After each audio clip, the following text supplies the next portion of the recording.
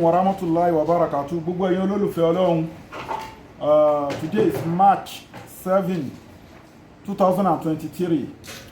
Sheikh Afagba National App, Sheikh Afagba International, under Global Dahiratu Dhikrlahi Islamic Organization, Health and Spiritual Department.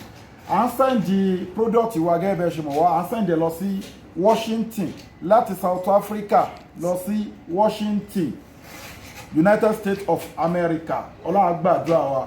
Ẹ̀rí all in one ìlà sọ fún yín rà ó wà Nàìjíríà, àwọn ará Amẹ́ríkà, ará Europe, àwọn èèyàn káàkiri Middle East ẹ̀ ń rí wọ́n rà wìtìwìtì.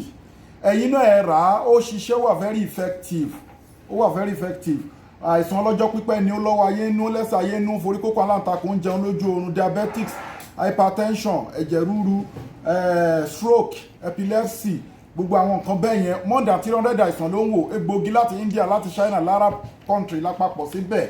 Gẹ́gẹ́ bí mo sọ fún yín pé àwọn ẹ̀kọ́ tèmi kọ́ láti India ní China, lára country lápapọ̀ síbí, egbògi ní Africa wa, ní Asia continent tó wà ń bí. So bó ṣe jẹ́ nìyẹn, ẹ̀dẹ̀ gbìyànjú tọkọtìyàwó tó ń wojú Ọlọ́run fọmọ ẹgbẹ́ àti transformer 1100 power fún couples obìnrin tó fẹ́ conceive kíákíá 25,000 naira là ń ṣe promo eléyìí.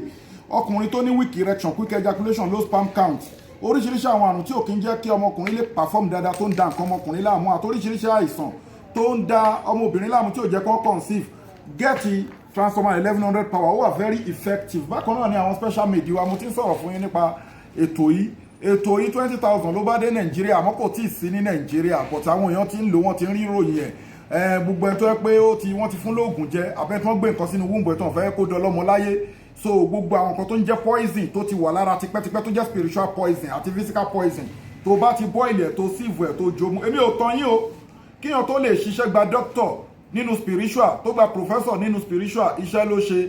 So iṣẹ́ tó ń dẹ̀ bí wa mọ́ ni ọmọ Ọlọ́rin lèmi. So àwa mímọ̀ káàkiri la fi ń ṣe àǹfààní fáwọn èèyàn. Ọlọ́run gbàdúrà gbogbo ẹni tẹ́ nípe níjà lórí àìsàn kan sí kejì àti spiritual problem, ẹ WhatsApp wa lórí +27612956389.